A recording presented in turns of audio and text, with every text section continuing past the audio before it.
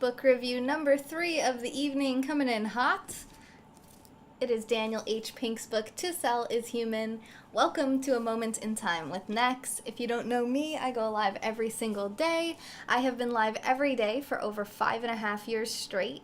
I go live on a lot of different platforms with a lot of different kinds of content, and I do my book reviews here on YouTube as well as via email. So you can sign up for my email list on the link in the description, and you can also find all the other places that I stream.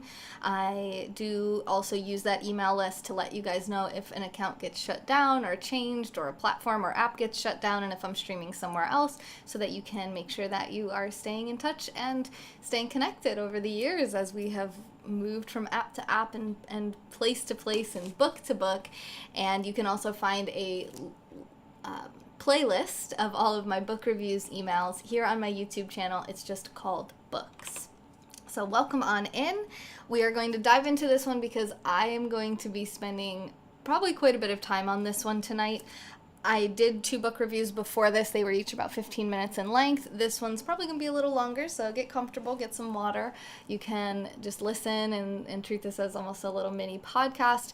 If you want, it is going to be a bit longer than the others, especially if we get some chat coming in and get off on tangents. I do all my book reviews live because I am a live streamer. It's kind of my thing, but hopefully you will enjoy it, and hopefully you'll turn your notifications on whatever platforms you are following me on, so that you don't have to miss anything. You can come in and engage with the chat live and give your feedback or ask your questions right here live. If you miss me live, you can always message me. Instagram or Discord are probably the best, at least as of the recording of this video. So let's dive in. To Sell is Human. So one of the early parts of the book, he's kind of setting up why this is important. And he talks about this major shift that we've experienced from buyer beware to seller beware, so that the power is now more in the hands of the buyers than ever before in history, where it used to be more like, because information was shared so in such a limited way before the advent of the internet, it was hard to know if someone was a scammer, or if the product was any good, or if there was a competitor that had a similar product, or if there was any kind of different price or other solution to your problem. Where nowadays, a simple Google search will give you tons of competition with distance from your house, with online shopping, with reviews, customer reviews. So all of this information is so powerful and really empowers buyers in a way that they've never really been before, and that sellers need to up their game and be ready to compete in a much more competitive environment than ever before. An important thing to remember is that even if you don't think you're in sales, right, you don't think that you're a salesperson because you don't directly sell goods, remember the idea of selling is much larger than just trying to get someone to buy something. If you ever try to get someone to go on a date with you, that's a form of selling, right? So he refers to this as non-sales selling. So you're not really trying to close a deal and get a purchase from someone of an item or an appointment or whatever it may be. You're trying, or maybe you could think of it as an appointment, right? You're trying to get them to book an appointment with you.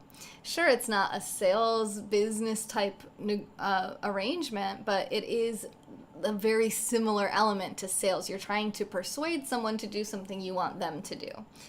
Hi, Jose. First coming to the broadcast. Yes, I wore these glasses just for this book review. I'm actually kidding. I can't see more than 16 inches in front of my face without them. So another way that we try to sell to people, we try to get our kids to do what we want them to do, right? We try to sell them on our ideas. We try to sell them on listening to us, obeying us. It's another form of sales. We try to get our friends to hang out with us. We want to go do something. We don't want to go do it alone. We try to convince someone to come do it with us. So all of these things are a form of non-sales selling. So you might not think of yourself as a salesperson, but now that you've heard some different examples, you might realize, oh, you really are. You do try to convince someone to do something that you want them to do at some point in your life, and probably at some point in your day, probably multiple times every single day. Even asking your spouse, hey, can you get me a glass of water while you're in the kitchen?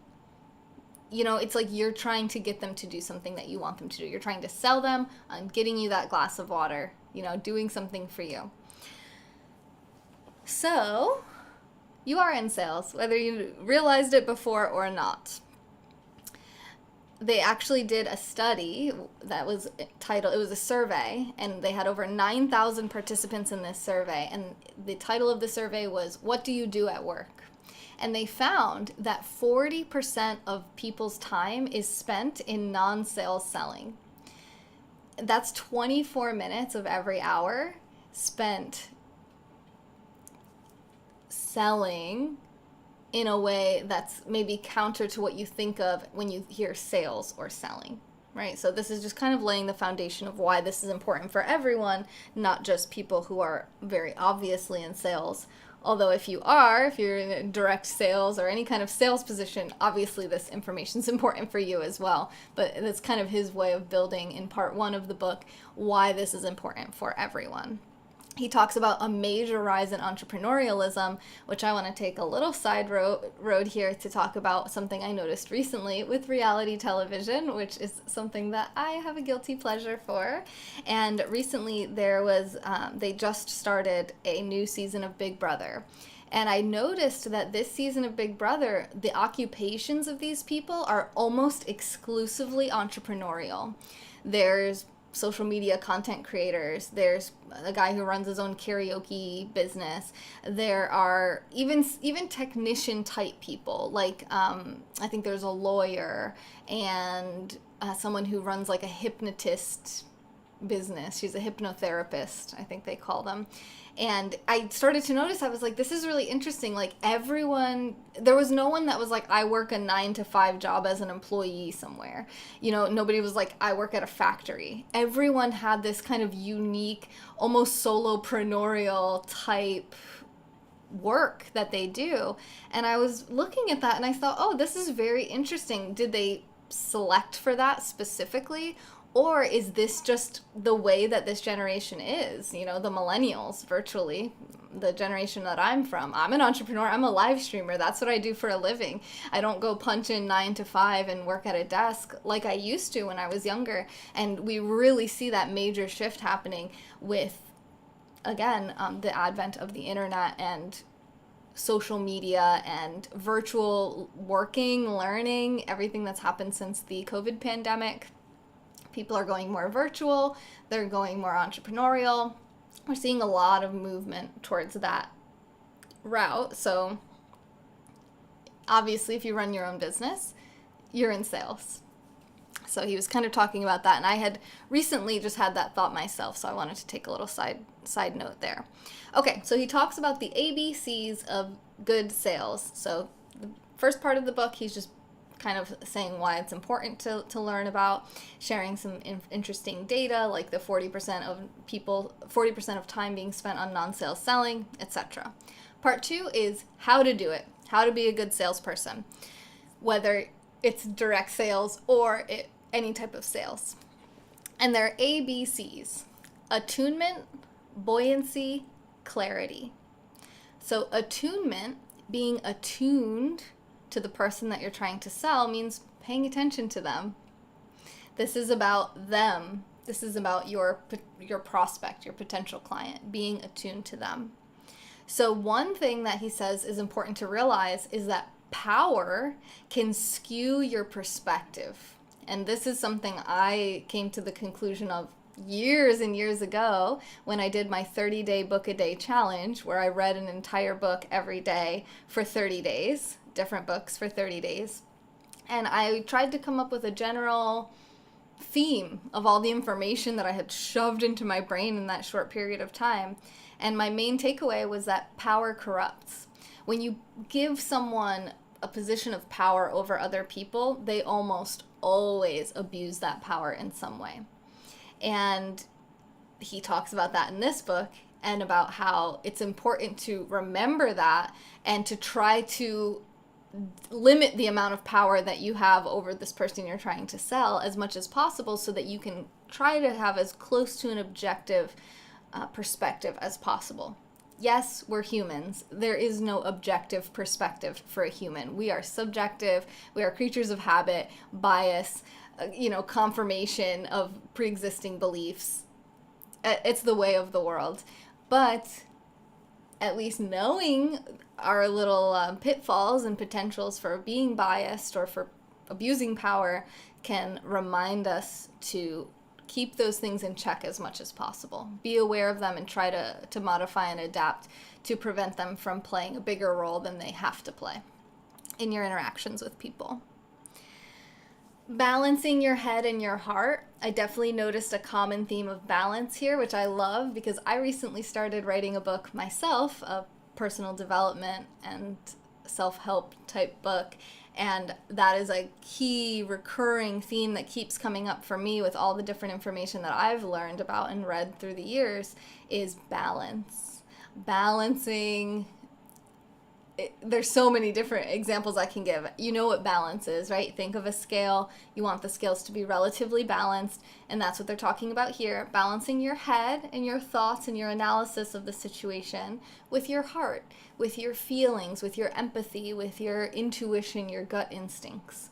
You don't want to be cold and calculating and have no feelings, but you also don't want to be overly feeling to the point where you give the other person everything. You just gave away your product for free and you gained nothing in the process because you weren't thinking, you were just feeling bad for someone or something like that. So you want a balance between head and heart. The power of mirroring. This was a really fun thing for me to learn about because although I had heard about it before, it was interesting to really hear him go into depth on the idea of mimicking and mirroring people. If you're too obviously mimicking someone, you could have a negative impact. They might feel like you're making fun of them or, impersonating them in some way. But subtle mirroring does actually endear people to you. It makes them feel connected to you, and it's similar to a concept I've been talking about a lot lately of energy matching, kind of matching someone's level of interest. If they lean in, you lean in. If they have their arms up on the table, you put your arms up on the table. Not immediately. You give it a little bit of time before you mirror. If they lean back, you lean back. If they're leaning to one side, if they have their hand on their face, gently, slowly mimic and mirror. You'll get to a point where it'll feel more natural, but you do have to consciously notice it. How are they sitting? How are their legs? How are their arms? How's their posture? And try to gently, subtly mimic that without getting distracted from what they're saying, because listening is a huge, major key part of being attuned to someone. Listen to what they're saying. Don't listen for something, which a lot of sales trainings will teach you to do, is you're listening for certain, catchwords or certain objections so that you can have your rebuttal prepared. Just listen. Really listen to someone without listening for something in particular and hear what they're saying to you. And this gets into the idea of improvisation, which I don't think we're there yet, but hearing and listening for offers, really hearing someone listening to them. So we'll get into that in a minute. They talk about ambiverts, which is fun because this is a term that I've known about for a while, but I don't hear people use very often, which is the idea of being, again, a balance between introvert and extrovert. So introverts tend not to speak up very much, and one could say that a very strong introvert may not say enough. They may not talk enough to the point where the person on the other end of the conversation feels like they have to carry the conversation, that it's not a conversation, it's more like trying to drag information out of someone, and that's not where you want to be. You don't want to feel the other person to feel like you're not saying anything. And an extrovert, too far on the extroverted side, which I might fall into this category, you talk too much. You say too much. The other person doesn't feel heard. They don't get a word in edgewise, and they're overwhelmed by the amount of information that's coming at them. They can't pay attention and hear it all and absorb it all as quickly as it's coming at them. So ambiverts, people who are a little mixture of the two, actually are the most successful salespeople. And that's a really good thing and good news for all of us, because most people are ambiverted. Most people are not extremely extroverted or introverted. They're kind of a mixture of both. I meet a lot of people who identify themselves as introverts, but definitely don't seem to have any difficulty carrying a conversation with me. Sure, they might prefer one-on-one conversations to a big group conversation, but they can speak. They're not too quiet to the point where I'm kind of like, awkward silences.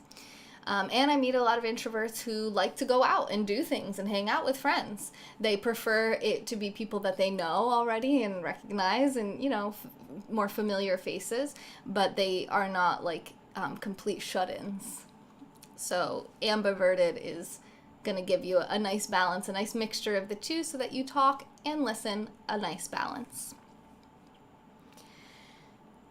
Then for this part, I wanted to actually show you in the book an example of these things. I thought this was interesting. I've not done it myself.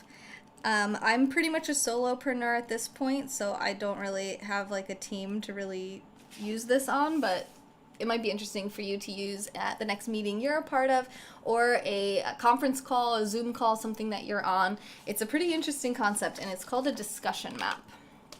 And this would be an example of one right here. So what you do is you put the initials of the people in the conversation in a circle, all kind of like equidistant from each other. And then every time that person talks, you put an X and you put an arrow to who they are directing that comment at.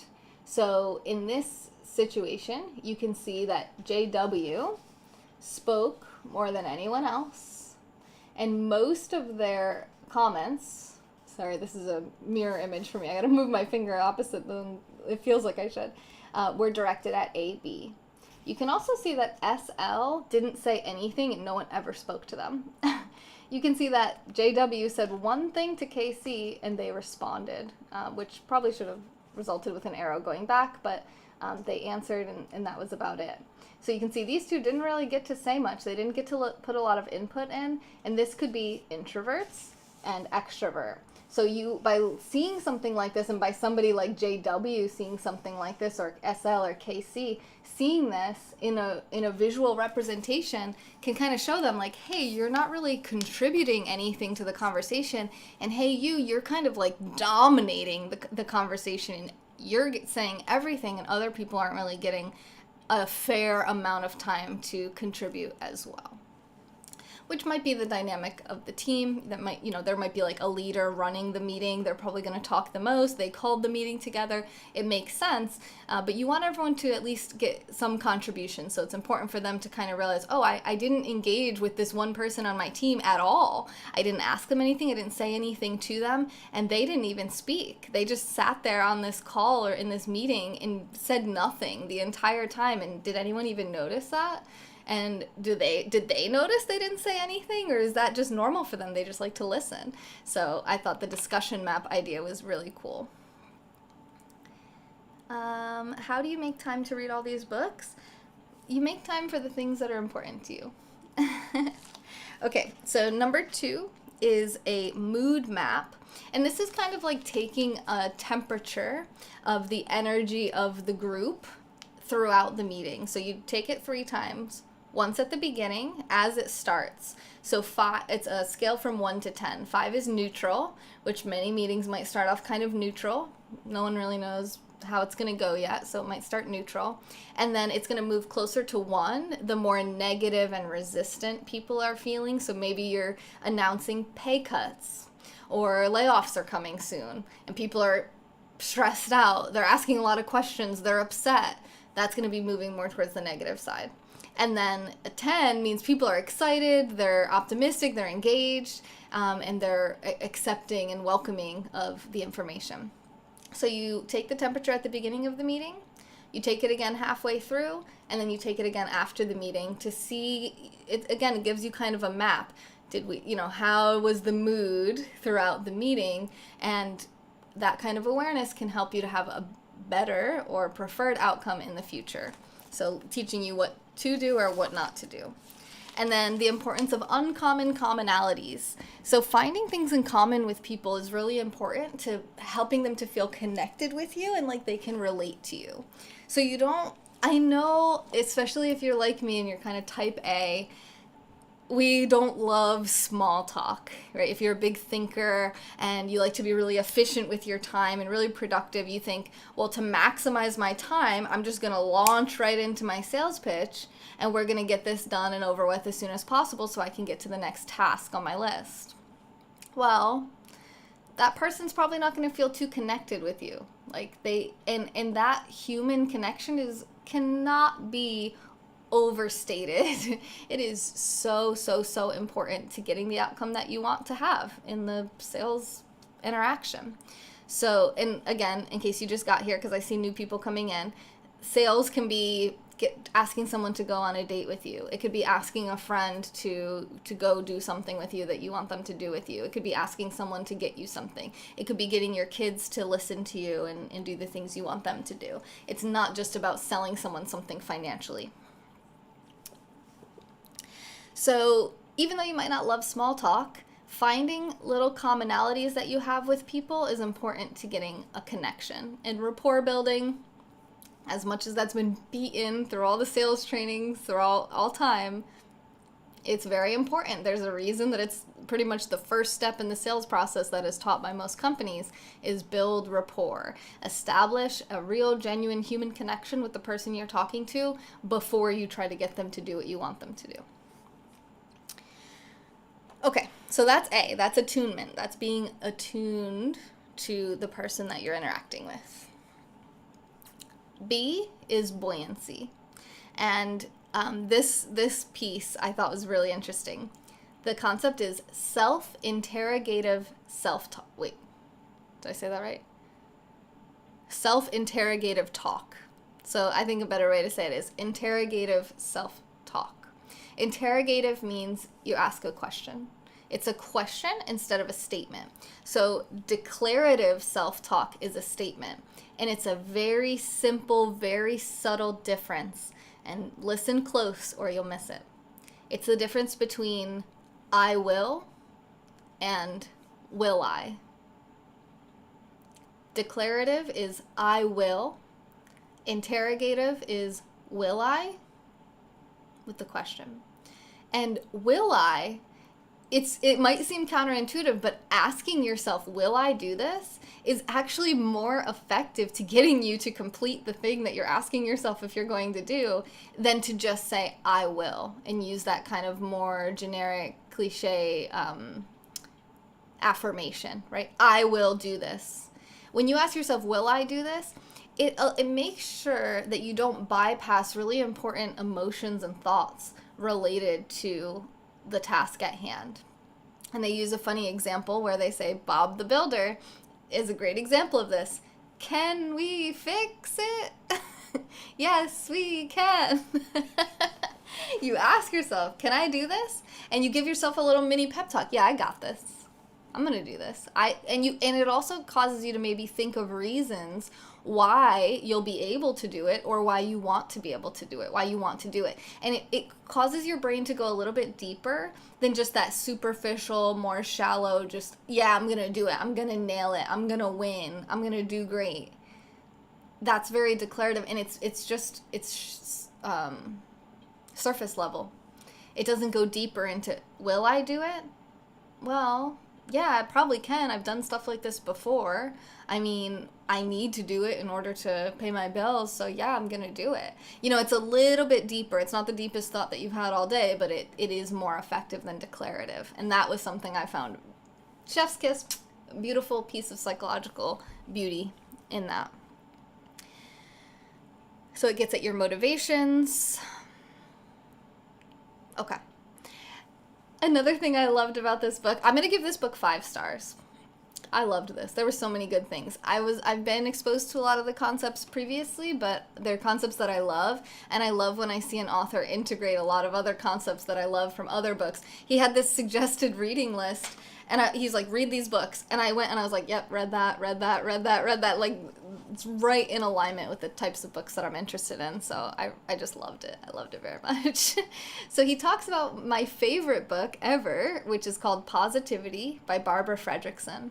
And I don't know if he talks about the book, but he talks about the concept of positive psychology as discovered by Barbara Fredrickson and her discovered positivity ratio, which you may have heard me talk about before, but in case you haven't, it's the concept of 3 to 1. We're getting back to balance, back to the scales that we've been talking about. But in this case, it's not tit for tat. It's not 1 for 1. So we talked about balancing brain and heart, and you want that to be pretty balanced. Here we're talking about the fact that negative experiences, negative thoughts, are almost 3 times more powerful than positive ones. So let's say this hand here is my negative side. So one negative thing happens, and it really tilts the scales a lot. Then one positive thing happens, it's a little closer to balanced, but you need 2 more to actually tip the scales towards the positive side. And in this case, we're not really looking for balance, we're looking for things to be tipped towards the positive side. And the reason for this is because negative thoughts and feelings narrows and gives us tunnel vision. Because it's a survival mode. It's like, okay, I need to fight or flight or freeze or whatever. I think there's a 4th one now for that response of stress and negativity. And when you have positive emotions and experiences and thoughts, her theory is actually called the broaden and build theory, which is that you're more creative, you're more open-minded, you're better able to think of outside-the-box solutions than you would be able to otherwise. So it's good for both the person that's being sold to and the person that's selling, because you can come up with new solutions to their problem that maybe you're not going in with just, this is what I have to offer them and they're going to buy it. Instead, you can think, oh, okay, so they said something, this starts with attunement, right? Oh, they said something that I wasn't expecting, or they have some, problem that isn't quite what I came in here trying to fix, but hey, maybe I can fix that problem in this creative, unique, different kind of way, a roundabout way, or maybe I have a different person that I can refer them to, or a different product or service that I offer or know about that will help them out. And that ties into something that he talks about at the end, but I'm going to talk about now because it's a good segue, which is upserving rather than upselling. So rather than trying to upsell someone and tack on more and more things that they can buy, you want to up your service. You want to see, how well can I serve them? You want this person to be like just a raving, returning customer. They love you, they sing your praises, you take good care of them, and they feel that way, and they are a walking billboard for you.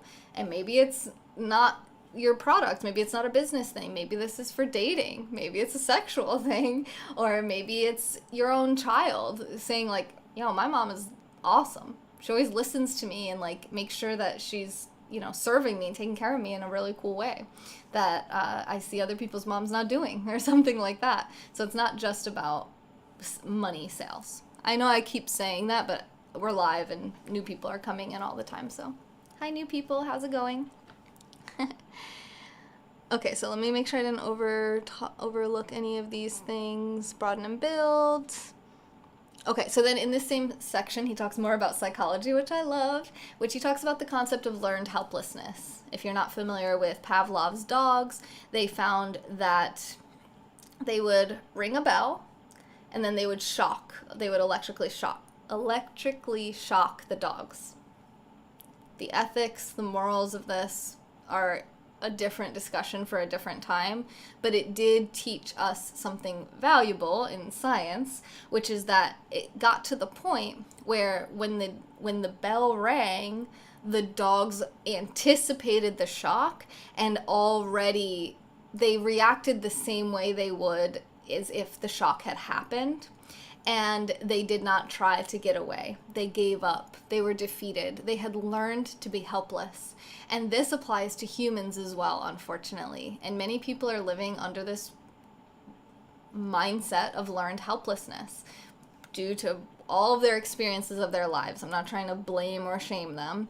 It's just a really dangerous mindset to be in, and you want to avoid it at all costs. Because what they found was that pessimistic people were way worse at selling than optimistic people. And the people that scored highest in optimism had 88% better sales rates. They were able to close deals 88% more times than the people at the lowest or the most pessimistic side of the scale. I forget the name of the test for that. It's like AQL or something like that to test optimism and pessimism. So what they found was that people who are pessimistic and have this learned helplessness and kind of just assume everything's going to go wrong all the time, they believe that negative experiences are permanent, pervasive, and personal. Permanent, pervasive, and personal. Meaning it's bad and it's always going to be bad. It's always going to be this way. That's the permanent. Pervasive means everything is bad. This one thing is bad and therefore everything is bad. And it paints the whole world black. And personal. They take it personal. They think it's about them. If someone says no to them, they want to go on a date, they take it personally. It doesn't even occur to them that there could be a reason that has nothing to do with them that is the reason the person said no.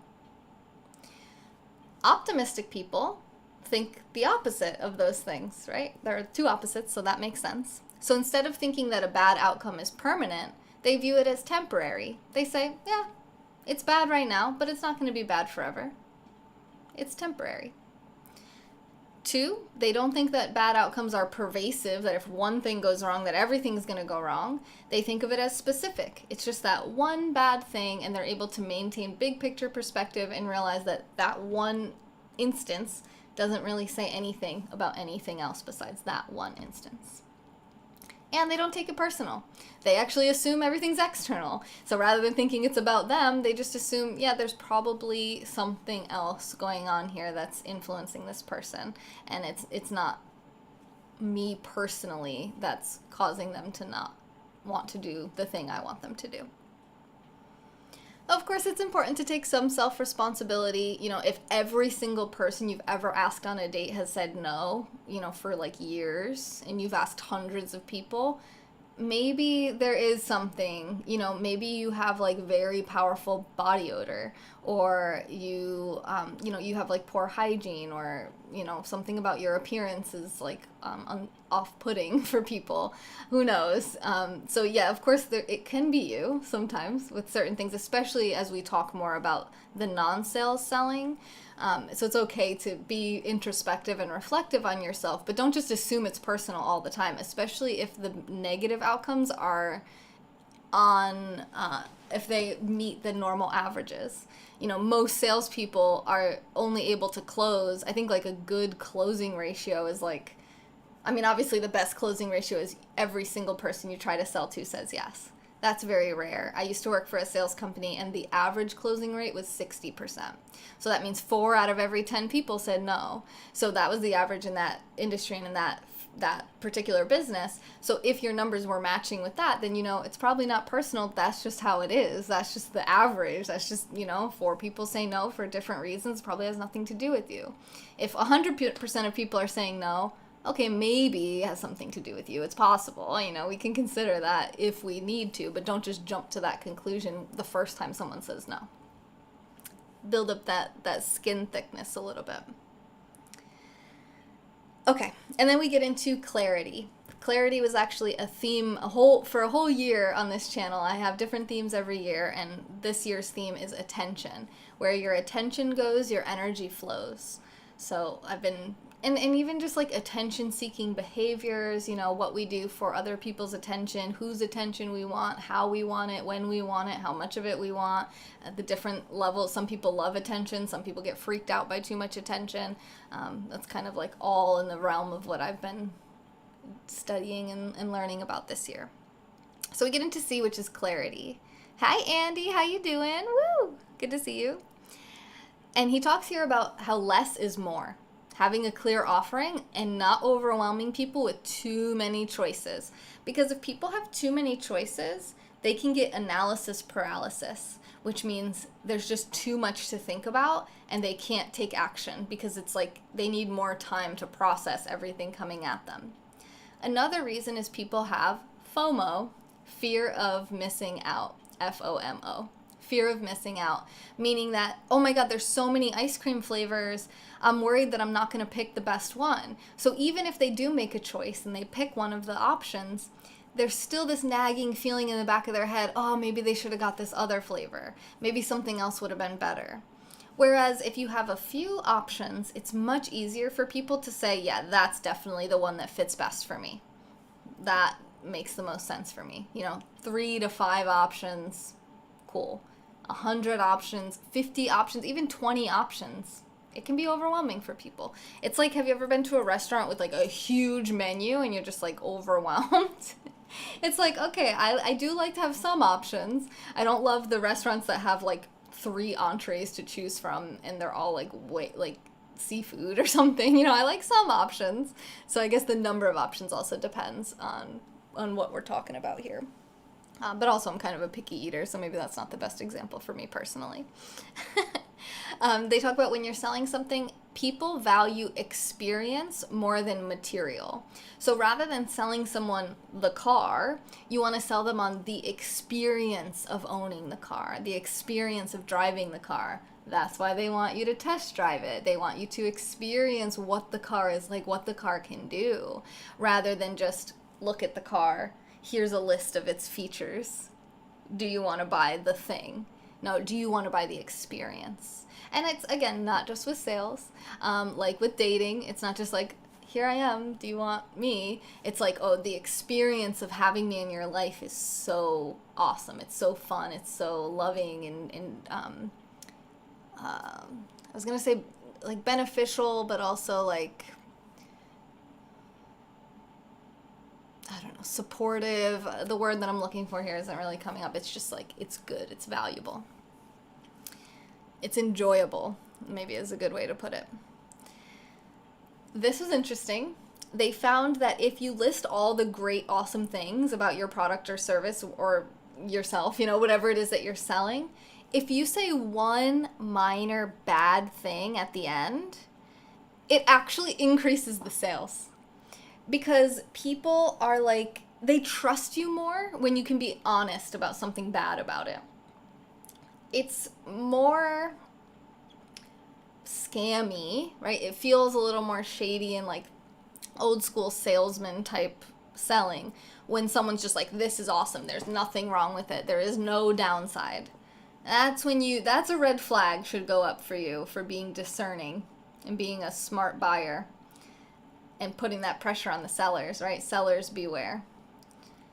To think, well, what's the catch? What's the downside here? So if you say, oh my God, this has all these great features, but the only thing is it only comes in like 2 colors. Or, the one thing is that, like for me, I go live every single day. The only thing is that like sometimes I'm live really late at night. That's not that big of a deal to people, right? Yeah, maybe they don't get to catch it live too often. They can always watch the replays, and sometimes when they can't sleep, they can hang out. And I do go live during the day sometimes as well. So it's like, it's a minor thing, or to maybe a better example would be like, I don't have a strict schedule.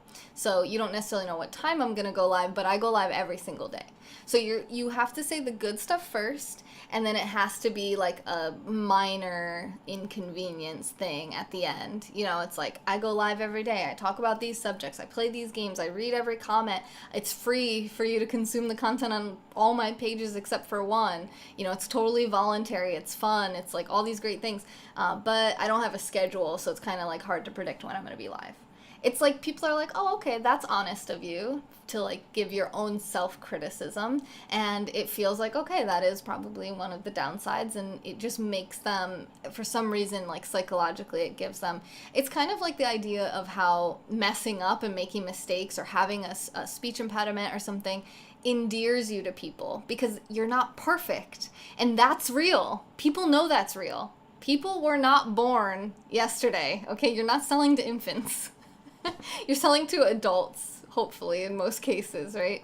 So they know that it's not perfect. They know there's a downside. So for you to hide it or pretend like it's not there or try to sweep it under the rug and act like it's no big deal is not really, it doesn't rub people the right way. It puts their guard up. It makes them suspicious of you. Whereas when you can say, yeah, it's not perfect, but it's pretty good, then they're like, okay, that feels real, that feels authentic, that's a real like representation of what's coming at me, and now I feel more comfortable and more confident that I understand the downside, so I can make my decision and know like that's not a big deal to me. So I thought that was a cool little thing that I had never really heard of before. Make sure you give them a good map on how to act. So you have your sales pitch, which we're going to talk about the pitch in a minute. I think the pitch is next, actually. Yeah, we're going to talk about the pitch, different types of pitches next. And you do your pitch, and then you tell them exactly what they need to do, where they need to go, what they need to click, where they need to drive to, whatever it is, to get them to take action. So they used an example of a charity that sent out letters to people, and they did some testing where it was just like, hey, do you want to donate? And like nobody, it was like 3 different types. They had people who were not predisposed to giving, and 0% of them gave. They had people who were predisposed to giving, and only 8% of them gave.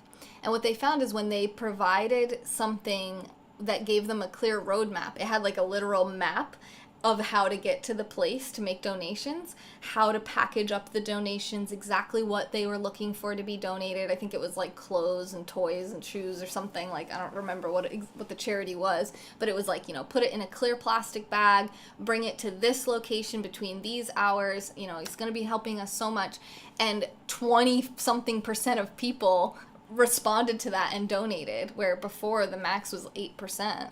So it was it kind of showed like if you give people clear instructions on exactly what to do and make that as simple as possible with as few steps as possible, people are way more likely to do it, because you can change the way someone thinks about something. Like, oh yeah, that's a good idea, I would like to support that. But if they can't easily figure out how to do that, how to support it, they won't, because their attention spans are like that these days. All right, let's talk about the 6 types of different pitches. I really liked this a lot in this book. This is more, I would say, for businesses, but you can use it for other things too. I didn't really reframe these things into non-sales selling, because I am a business person, so I was thinking more about my business and my live streaming when I thought about this, but you can apply it to any type of sales. Number 1 is the one word pitch. How can you explain what you're offering in one word? So I'll do this for a mental exercise. Let's say for dating, maybe you offer loyalty. Maybe you offer orgasms. Maybe you offer consistency, space, communication. Pick like the number one thing that you give that you think is like your pitch. Like, this is the thing that you bring to the table in this scenario, in this relationship. Number 2 is a question, right? This gets into the interrogative part of our minds again. So instead of telling someone, you need to buy this, it's awesome, you ask them, wouldn't your life be easier if you didn't have to deal with this? So let's try the dating one. So, hasn't it been too long since you've been out on a nice date? I don't know how much of this I can say on YouTube. When's the last time someone gave you an earth-shattering, oh? Have you ever squirted? Okay, too much. We'll go on to number 3. Number 3 is a rhyme. I'm going to warn against using rhyming pitches in dating. But with businesses, it can be very catchy. Like, little jingles that rhyme are really effective for a lot of businesses around the world. So let's think of a dating rhyme, just because I think it's funny. I promise the sex will be better than your ex. Okay. Something like that, right? Rhymes are catchy. It sticks in people's minds. It's creative. It's different. It's a cool way to go about it. Something to switch it up. And you should use all of these pitches for your business or whatever you're doing, right? Don't just pick one. You want to utilize all of these in different formats, right? So sometimes you're going to use certain things. Like, for example, the next one, the fourth one, is subject line. This is clickbait. This is like the subject line of an email. What's going to get someone to open that email and click on it? What's going to grab their mind?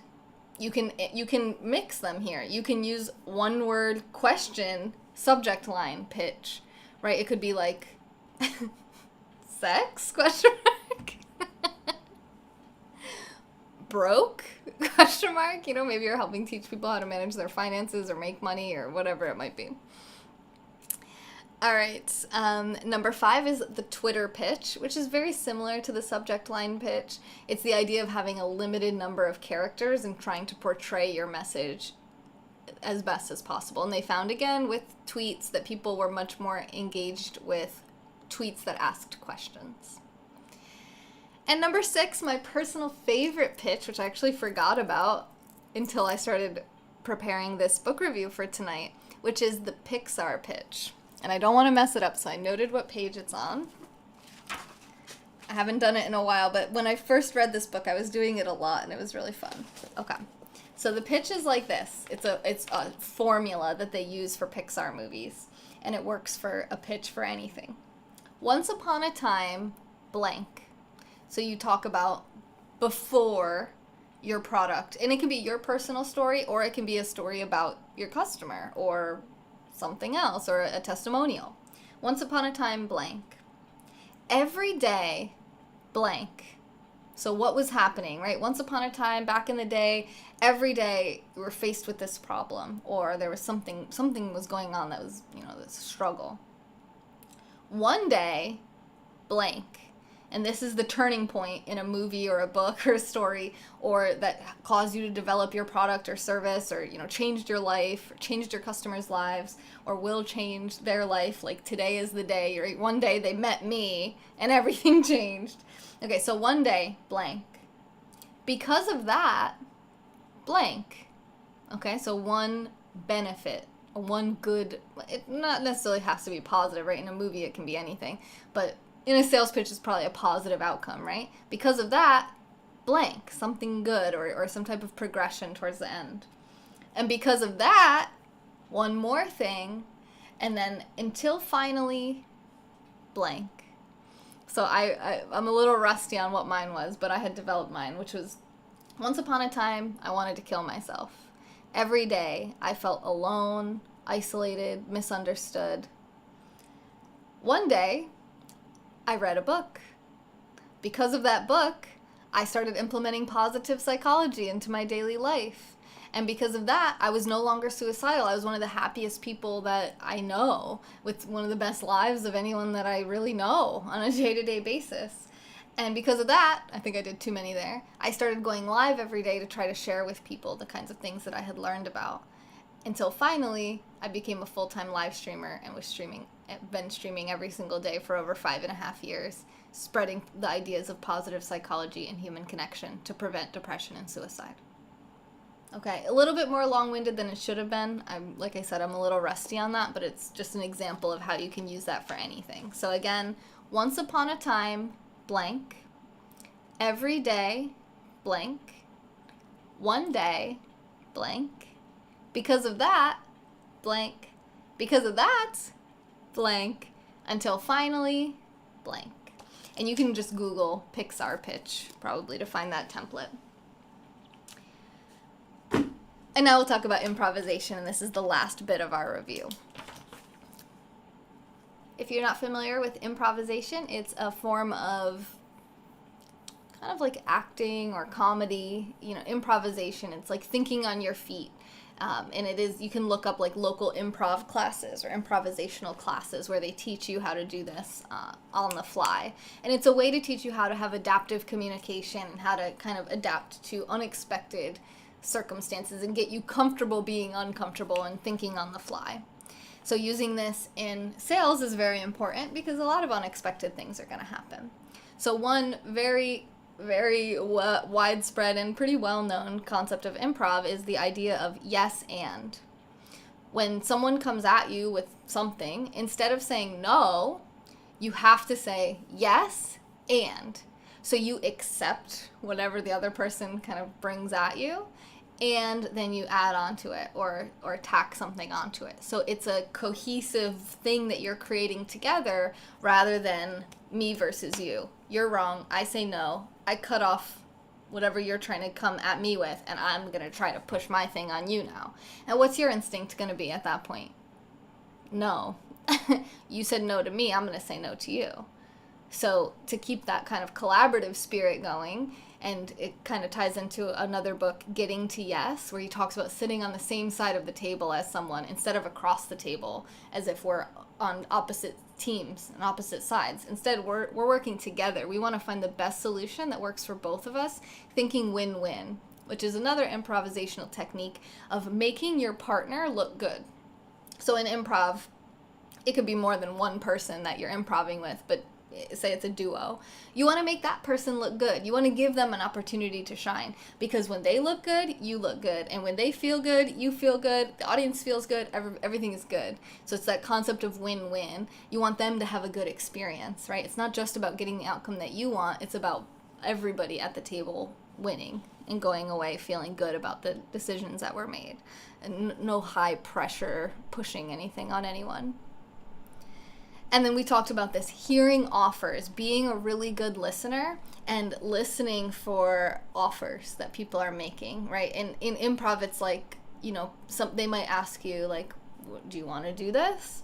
And your answer with improv is yes, and this. So rather than just waiting for them to stop talking and then jumping in with what you want to say, or listening for little keywords in your objections and then responding with the scripted objection response that you learned in your training. Really listen to them, hear what they're offering, hear where they're at, gauge where they're at, and try to match their energy and really truly serve them. Again, upserving instead of upselling. Yeah, Nelson, this was a really good book. I'm actually going to give it 5 stars. I was a big fan of it. 4 or 5. We'll see. We'll see if I'm going to give it 5 stars. It was pretty good, though. I really did enjoy it. I think it has a lot of good information in one book, which is nice. I always like when I find a book that compiles a lot of different information from other books, because you can just read this one book and not have to read all the others that he supplemented in. He kind of did what I do, which is curating, gold mining, pulling the important pieces out of the book and then putting it into his. And that's what I plan to do with the book that I'm writing right now as well. So, as expected, this was not a 15-minute book review like the last 2 I did. We're going on almost an hour, but I really enjoyed it. I hope that you guys get a good takeaway from this. I hope that you enjoy that I read these books and then share the information with you so you don't have to sit and read the books, because I know it's easy to procrastinate and you're busy, and just listening to this while you're driving to work or falling asleep or making some food can be a really great way to stack productive activities. I did start writing a book, just at the beginning of this week. I've had the idea for a long time. The next book review that I'm going to do right after this is actually inspired me to write my book. So this is the one we're going to do. It's going to be the last one that we do tonight. It's the last one that I have on my list to do, and then we'll be all caught up on book reviews. It's called 101 Essays That Will Change the Way You Think. But I'm not going to get into that right now because I'm going to do a book review about it. And I have been doing book reviews for the last few hours, and I'm getting a little sleepy, and I don't want to get into the other book until we get to it. So this is the book we just did, Daniel H. Pink, To Sell is Human, The Surprising Truth About Moving Others. My book's going to be similar. It's a self-help niche book, personal development, personal growth, basically taking the knowledge that I've gotten from my experience with my business, with my life, and all of the books that I've read and TED Talks and college education that I have. I have my bachelor's degree in psychology, so just kind of like trying to dump all that information in my brain into a nice little package that you can read at your leisure. Hi, Gilbert. Good to see you guys. I'm going to end this stream, and I am going to be live again in a little while. I don't know how long it will take me to prepare for the last one, but there's some good takeaways from that book too. I don't think it'll be as long as this one. I think it'll be more on the short end, but we'll see. and that's going to be 101 essays that will change the way you think. We're going to do that book review, and then that's going to call it for my live streaming for today, and I will be live again tomorrow, just like I am every single day for over 5.5 years straight now. I go live on a lot of different places with a lot of different kinds of content. You can find all the links in the description of this video. You can also find the link to sign up for the email version of my book reviews, so you don't have to sit here and listen to it for an hour. You can just read a little paragraph summary about the book, or maybe a couple paragraphs on a book like this, and just keep learning with me. Okay, Nelson, that would be awesome. No, Jose, I don't think so. I don't think that's gonna sell copies. I'd like to generate $1 million from book sales on that book, because why not? All right, yeah, make sure you have notifications on so you don't miss the next one if you want, and subscribe if you haven't yet. If you like this, I do have a books playlist where you can find all of the reviews that I've done here on YouTube so far, and I stream on other places too, so hopefully I'll see you guys there. If you like this content, please do support at the link also in the description, nexjuice.com/support, and you can find all my links on my website as well. I love you guys. You are worthy of being loved and feeling comfortable in your own skin. Expreme DM, squeeze the day. This has been a moment in time with Nex, and I hope to see you on the next one, or you can always watch the replay. I know it's getting late here on the East Coast anyway. It's about 2 in the morning. Good night, guys. See you in a few minutes.